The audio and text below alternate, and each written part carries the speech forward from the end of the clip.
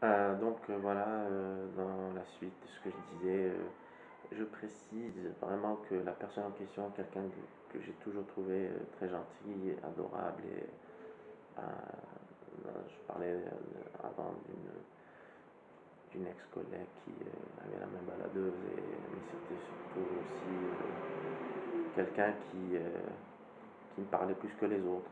Voilà. Euh, et que moi aussi, j'étais une oreille attentive à ses histoires ou autre chose. Rien d'autre, pas de mystère, pas de. Voilà.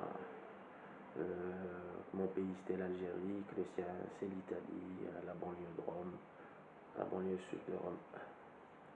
Tout compte fait, moi je suis le neveu d'ambassadeur et né algérien, et qu'elle elle était la fille du petit village mais italienne.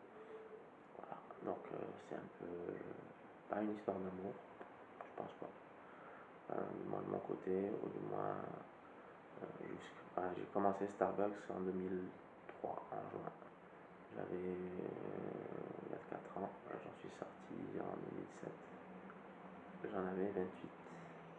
Donc pas mal de tenir 4 ans à Starbucks. Se faire emmerder tous les jours par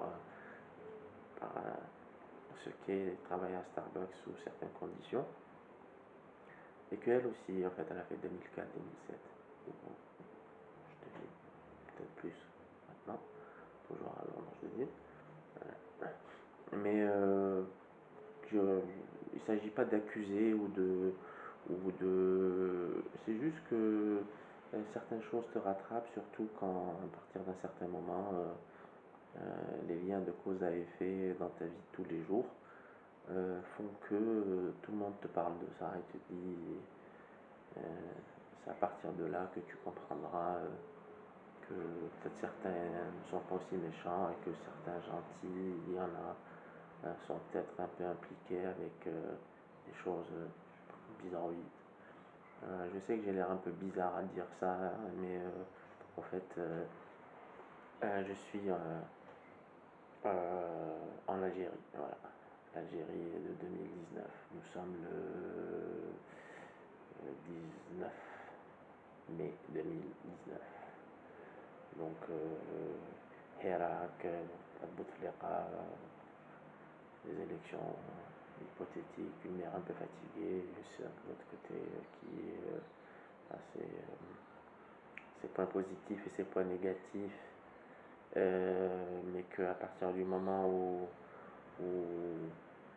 il s'agit d'un frère ou d'une mère, c'est un peu bizarre son histoire elle aussi, mais que c'est ça l'Algérie aussi. Je parlais à un ami à moi, architecte brillantissime, qui est d'ailleurs a fait un doctorat à Venise, en histoire de l'art. Je disais, voilà, l'Algérie c'est le pays du triangle isocèle. Alors entre l'ami et l'ami, il y a toujours une tierce que tu vois pas. Là, tu dis à ton copain bonjour, et lui, pour te dire bonjour en retour, il demande la permission à l'homme invisible. Que l'amitié existe en Algérie, je l'affirme. Kamel Daoud disait est-il possible d'être heureux en Algérie ou le bonheur est-il possible en Algérie? Un homme brillant, Kamel Daoud. Il se retrouve avec une fatwa enfin lui, disant que s'est démerdé pour se retrouver de l'autre côté et qu'il a les couilles de vivre à Oran aussi. Puis ici en Algérie, quand on passe à la télé en France ou que deux, trois copains t'aiment par-ci par-là qui sont français, qu'il y a des gens qui te disent ou tu es un harki, ou tu es un étrangère, ou tu es un misti, ou sinon tu es autre chose. J'ai des opinions. Qui a droit à la France est un harki, celui qui n'y a pas droit dit que l'autre est un harki, mais si un jour il a droit, qu'il oublie tout et qui dit que les autres ne sont pas tolérants. C'est un peu bizarre cette histoire. Je pense pas être ça, vraiment pas du tout, vraiment. Je suis pas riche, ma mère est pharmacienne, mon père était prof de français, des fonctionnaires, mais reste qu'ils étaient instruits, famille maternelle très puissante, très très puissante. Ambassadeur de Dombella, Amir Bouteflika, actuel général, DG de banque, DG au ministère de la Santé, Sorbonna, ma mère, pharmacien chef de service, la pauvre. Après avoir fait des AVC, elle est un peu abîmée, mais brave femme. Moi-même, j'ai fait l'actuel HEC à Alger. J'ai un peu étudié en Angleterre dans un collège qui est à mi-chemin entre le collège et l'université. Je suis bon en langue, communication, plein d'autres choses. Anglaise, puis français, je maîtrise un peu, puisque mon père est un des premiers bacheliers algériens, autodidacte lui-même, puisqu'il y avait la guerre. Objecteur de conscience, au FLN, parce qu'il était pacifiste. Et puis que ça se termine à Amnesty, mais Amnesty en Algérie, alors que j'étais dans le pays d'Amnesty à Londres. Je sais pas si j'y ai pensé, en fait si. J'avais appelé Amnesty à l'époque, ils m'ont dit que t'es dans un pays normal, juste vie. C'est avéré que c'était différent, mais qu'ici, c'est avéré que Amnesty